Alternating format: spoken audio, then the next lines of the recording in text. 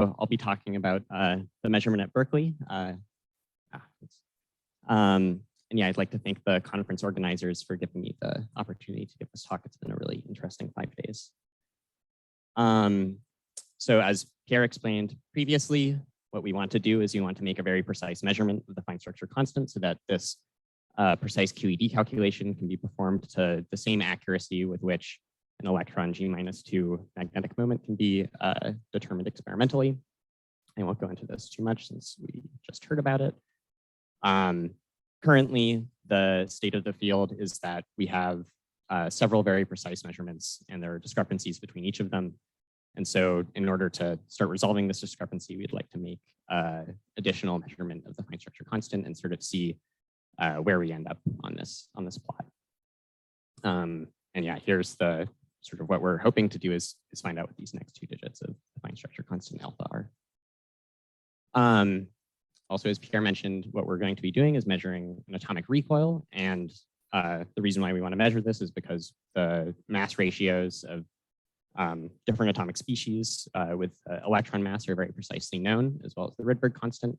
And so if you know each of these constants very precisely, then a precise measurement of an atomic mass can give you sort of the remaining precision that you need to get a highly precise measurement of the fine structure constant alpha. And so our goal is to measure h bar over the mass of the cesium atom to roughly 20 parts per trillion, hopefully sometime soon. And this will allow us to determine the fine structure constant to a very high precision as well. And the way that we measure this number h over the mass of cesium is by basically taking a laser that's close to an atomic resonance, scattering or firing the laser at an atom because momentum needs to be conserved. The atom, if it was initially stationary, will pick up the momentum of the photon.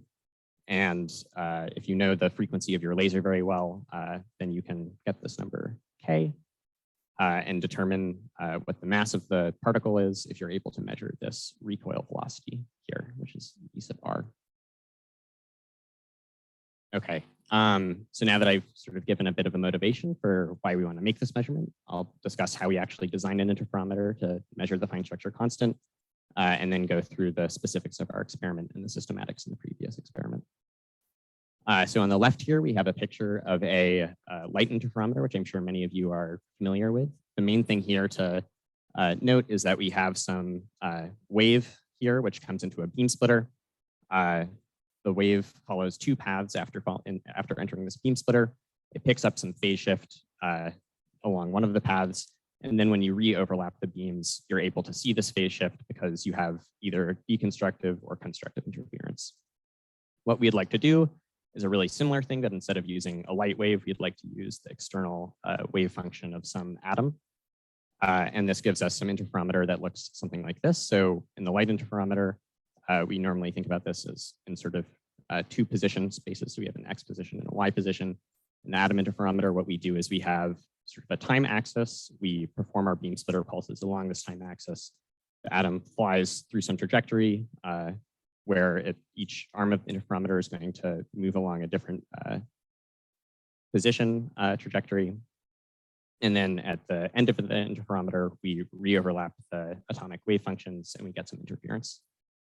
Okay, so how do we actually measure how do we compute the phase that we should measure in a particular interferometer? So here I have a simplified version of one kind of interferometer that we could use in our experiment. I've turned off gravity, so all the trajectories are straight. Initially, we have some wave function, which is in a 0 momentum state coming in, so it's stationary. And what we do is we perform some beam splitter operation here, which splits us into another momentum state, K. Then we go through, and so now what we have are 2 arms of our interferometer. One of them still has 0 momentum, the other one has momentum K. After several more beam splitter operations, we bring the blue arm down into another momentum state, negative K. And when this state negative K is overlapping spatially with our orange arm here, we perform our interference beam splitter operation. And the main thing that we see is different about these 2 orange and blue arms is that along the blue arm, we have 2 periods of time t where we're at some different kinetic energy because we have a different momentum. And this means that we're going to accumulate some phase along these arms that we're not accumulating in the orange arm. And the rate at which we accumulate this phase is going to be the kinetic energy of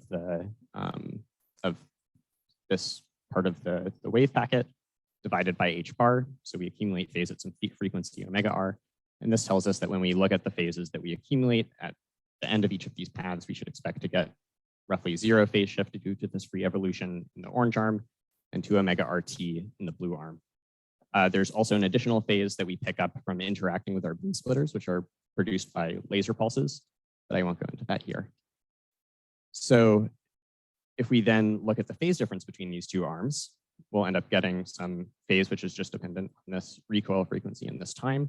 And so you can imagine if you move this time back and forth, or you make it larger, then what you'll end up seeing is the population between these two outputs of your interferometer is going to oscillate depending on how long your time is and what the recoil frequency is. And this means that when you take some time of flight image or some time of flight detection signal of each arm coming out of the interferometer, you'll see some population peaks that look like this, and the heights of each of the peaks is going to depend on this phase that you've accumulated. Okay, so I've described how we perform the phase calculation. Now we'll discuss how we actually build our interferometers. This is distinct from the way that the Raman beam splitters work in the experiment at LKP. So what we do is we use something called a Bragg beam splitter. This looks really similar to Bragg diffraction in a crystal. What you have is some wave coming in here. So here I've drawn a picture of our atomic wave function in position space. And as this propagates forwards in time, you turn on some potential. This potential has some lattice form spatially. And the wave function is going to scatter off this potential so that part of the wave function is transmitted through at the original momentum state, and part of the wave function is reflected into some other momentum state here. The way that we form this potential is by using a standing wave laser, which is far detuned from the atomic resonance.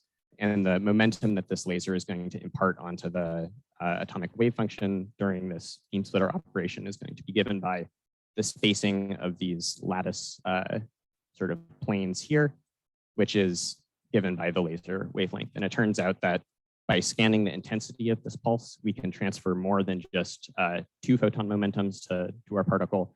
We can transfer sort of an arbitrary number of photon momentums. And so this allows us to create beam splitters that move us from sort of 2 times the laser momentum state and also to 4 times the laser momentum state and onwards and onwards. So here I have some data that we took recently in the experiment showing this happening. So what's happening here is we have some atoms getting launched up into an atomic fountain.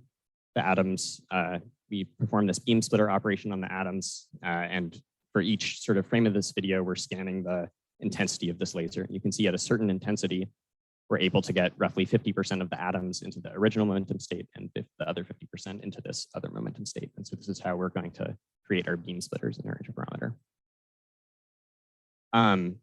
We also use a similar, or the same tool that's used in the experiment at LKP, Bloch oscillations.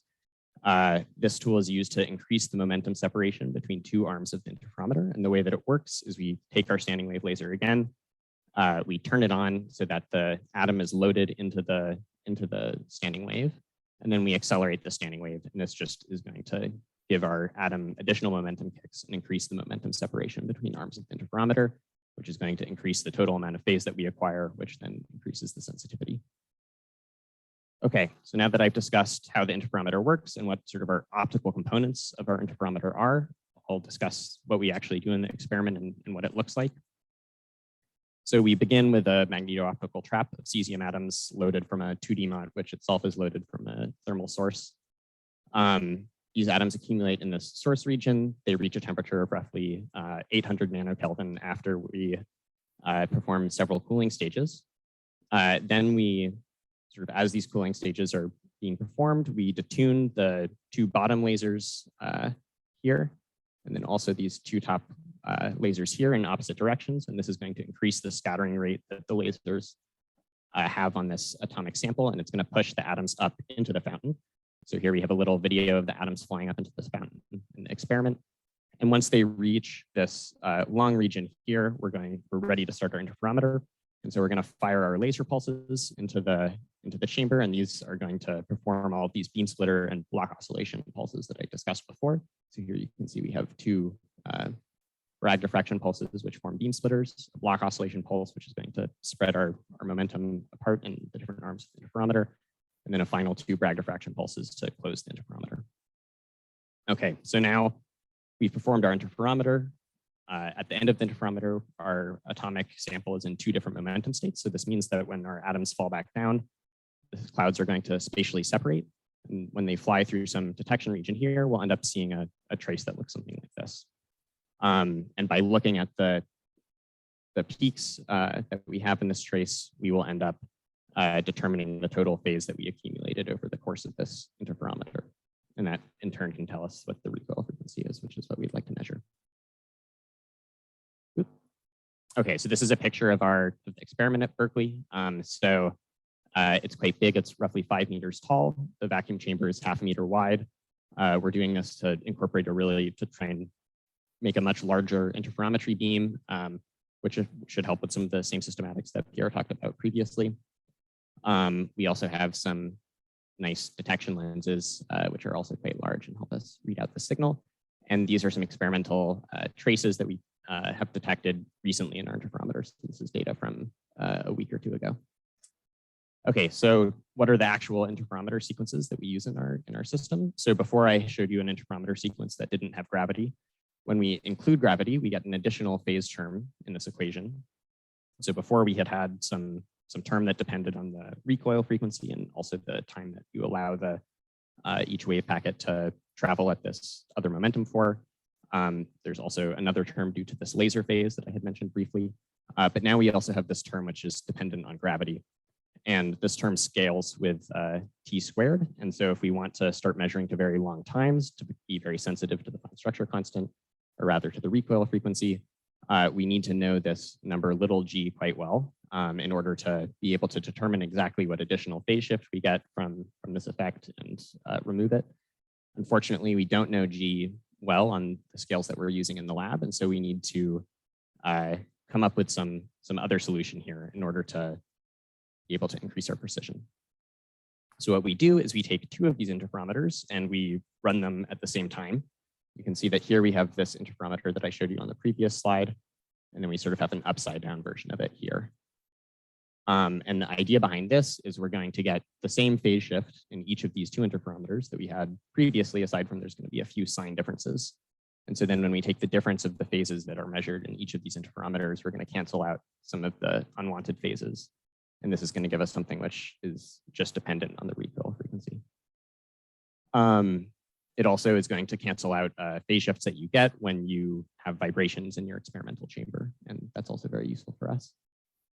So here's an experimental trace of the output of this type of interferometer. You can see if shot to shot, it looks completely random. This is because vibrations in the retroreflection mirror of the chamber cause additional phase shifts. But when we plot these outputs in a correlated way, so you can see here, I'm looking at the difference between the population in A and B, and then also the population in C and D, you get something that looks quite random. But when you plot these parametrically, you see that you get something that seems to have a little bit more information in it. And so by running this type of interferometer, we end up generating these ellipses, and by fitting these ellipses, we can determine what this phase due to the recoil frequency is.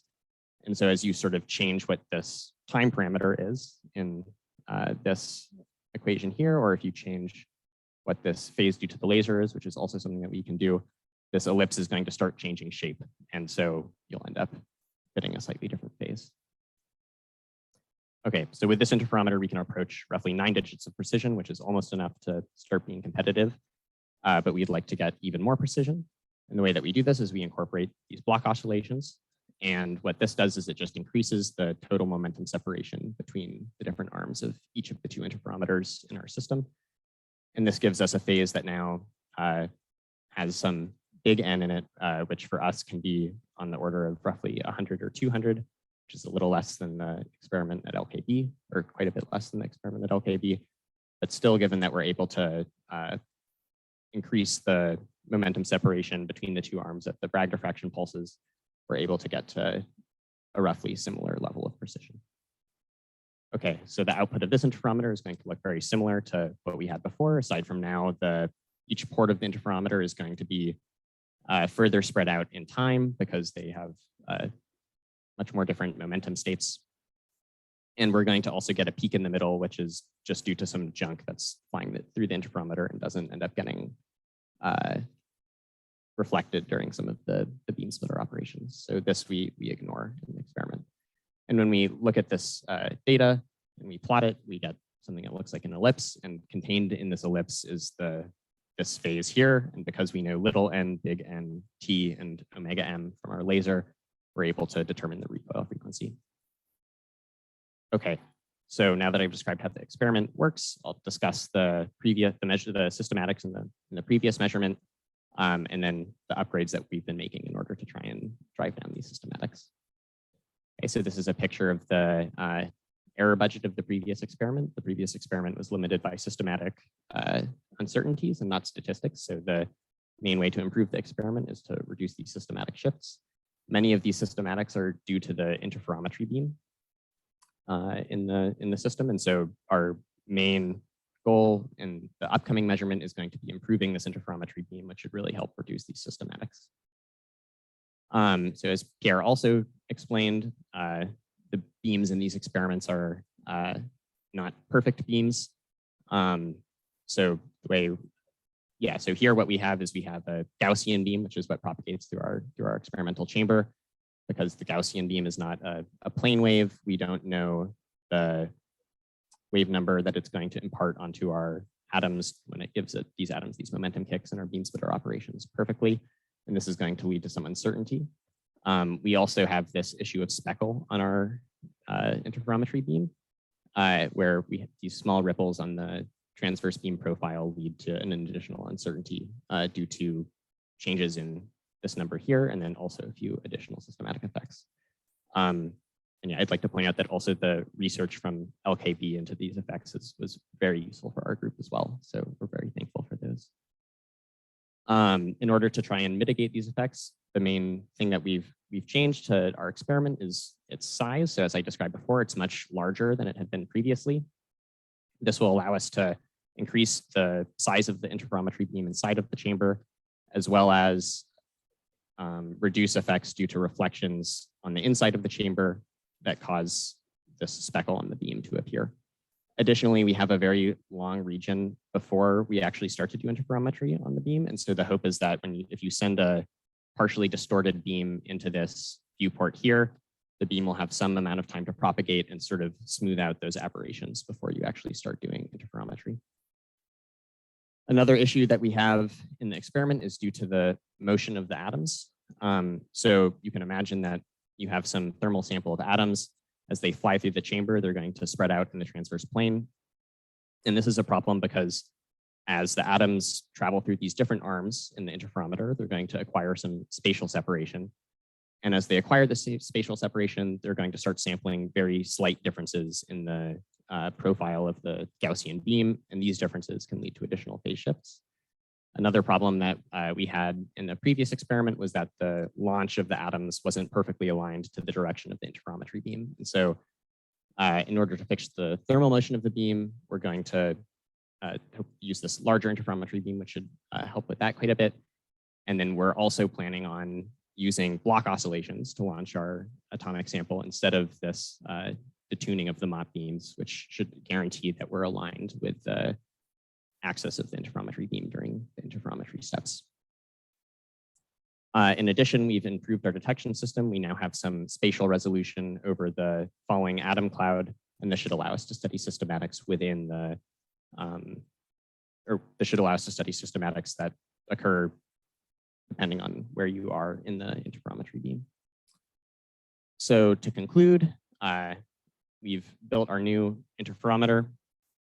And so the remaining steps are to optimize the interferometry schemes that we run in the interferometer, perform a few final system upgrades, measure systematics, and then hopefully we can soon make a measurement. With that, I'd like to thank the team that I work with and all of you for your attention.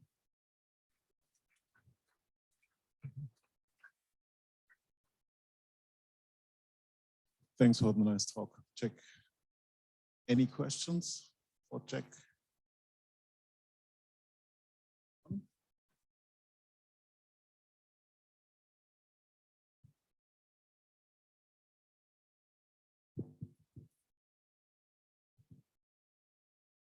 Thanks for the nice talk.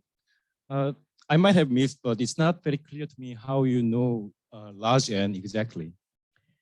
Yeah, so large N, meaning this number here, right? Yeah, so similar to sort of this plot of Bragg diffraction where we scan the laser intensity and we sort of see the momentum transfer from sort of one part of our atomic cloud to another part of our atomic cloud. We can do a very similar thing with these Bloch oscillations. So one of the things that we can scan is the laser intensity. So I guess that would be the depth of this optical lattice, and that will determine the efficiency with which we run these Bloch oscillations. The other thing that we can do is, or really this N is set by the speed at which you're ramping some frequency inside of the optical chamber. And this frequency is what sets the rate at which this lattice is going to accelerate.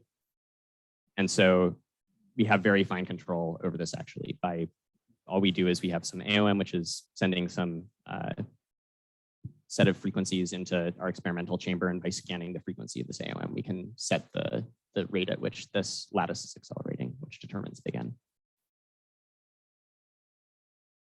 Any other questions from the audience?